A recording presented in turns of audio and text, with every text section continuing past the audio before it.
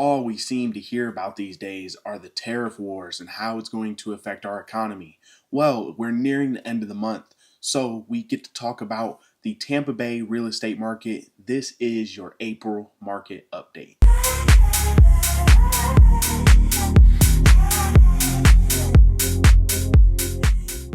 What is going on, YouTube? If you are new to the channel, welcome. And if you are returning, welcome back. If you're here today, it's because you want to find out what is going on in the Tampa Bay real estate market. While I'm here to tell you, we have a much different trajectory than what we've seen for the past several months, so it might surprise you. In these market updates, I cover 3 key metrics of data, which is going to be active inventory, your average days to sell, and your average sale price.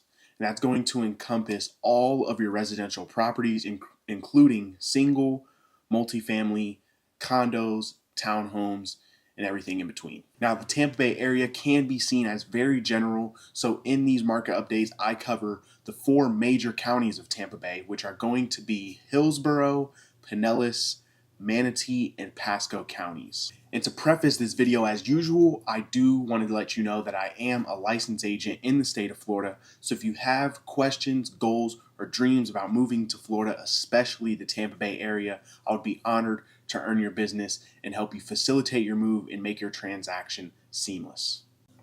So without further ado, let's jump into the numbers. First up on our list is Hillsborough County with an active inventory of 6,927 properties, an increase from what we saw last month, taking an average of 56 days to sell, a decrease from what we saw a month ago, and an average sales price of $502,313, another increase from last month's numbers. Second, we have Pinellas County with an active inventory of 8,775 properties, an increase from what we saw a month ago, taking an average of 59 days to sell, a decrease, and an average sales price of $514,714, an increase from what we saw a month ago. Third on our list is Pasco County with an active inventory of 4,715 properties, an increase from what we saw in March, taking an average of 60 days to sell, a decrease from what we saw in March, and an average sales price of $367,644, an increase from what we saw a month ago. And last but not least is Manatee County with an active inventory of 5,411 properties, an increase from what we saw in March, taking an average of 80 days to sell, an increase from what we saw a month ago, and an average sales price of $533,306, a decrease from what we saw last month. Now, if you were paying attention during all of that, you would see that the first 3 counties, Hillsborough, Pinellas, and Pasco, are following the same exact trend.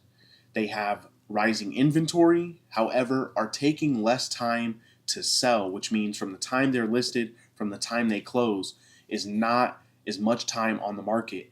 And we're seeing the first property value increases for the first time in about 6 or 7 months, maybe even longer, across all 3 counties. Because of the rapidly rising inventory and less buyer demand, we've seen a constant push down on property values all across Tampa Bay and Florida in general. But for the first time, we're seeing rising property values. And I think it has a lot to do with this tariff war that's going on. It's all over the headlines. And when I speak with some of my lender partners, they're telling me this kind of stuff has a downward pressure on interest rates. And whenever interest rates tend to drop or have a prospective drop coming ahead, then we see an inverse situation where property values increase. Now, it also is the spring market. And here in Tampa Bay, that tends to be one of the more popular seasons where buyers get off the sidelines. They're not really waiting around. There's a lot of moving parts and moving families coming here, relocating, and buying real estate. And the market has picked up as usual as it has in the past few years during the spring market. So we're seeing more buyer activity, which could be a reason for an increase in property values. Now, when it comes to time on the market, there's going to be 2 main things that are going to determine this. One is the price. 9 times out of 10, it's going to be the price. And if it's not the price, it's going to be the condition of the home.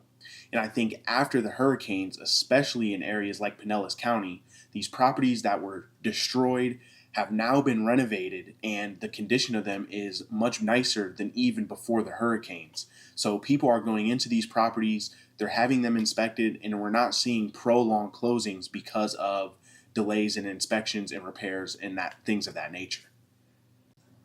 One of the metrics I did see a month or two ago, and the reason why Manatee County might be an outlier in this particular update, is because a lot of people in the Sarasota, Bradenton area on the south side of Tampa Bay tend to move up here because the beach lifestyle is just becoming a little more popular, and here in Pinellas County, it's easier to obtain that beach active lifestyle than it is down in Manatee.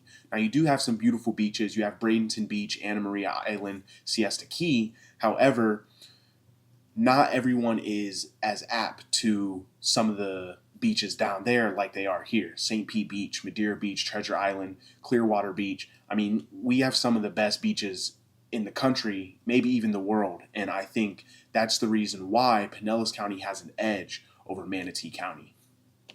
Another thing I've noticed is Manatee County tends to have a little more old money, and I'm not sure if it's because it's just been around longer and that's where people flock to, several decades ago. But I think that people who have been there for a while are now seeing the developments in areas like Pinellas and Hillsborough County, and they're moving a bit further north and taking their old money and moving it where it's going to stretch a little further. Now, with May coming up, we have just one more month in the spring season, and then it turns to summer.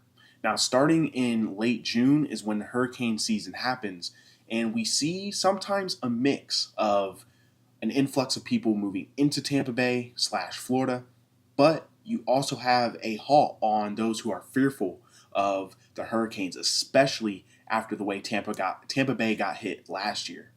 Now, it's uncertain how the summer market's going to go, but I know a couple of my listings are just sitting on the market because they're right on the water, they're right on the river, and people just aren't sure what's going to happen in the future. If we get hit by another hurricane like that, they don't want to be in a property where they're going to lose everything and have to restart from zero after just investing so much money in a beautiful property, even after it's been renovated.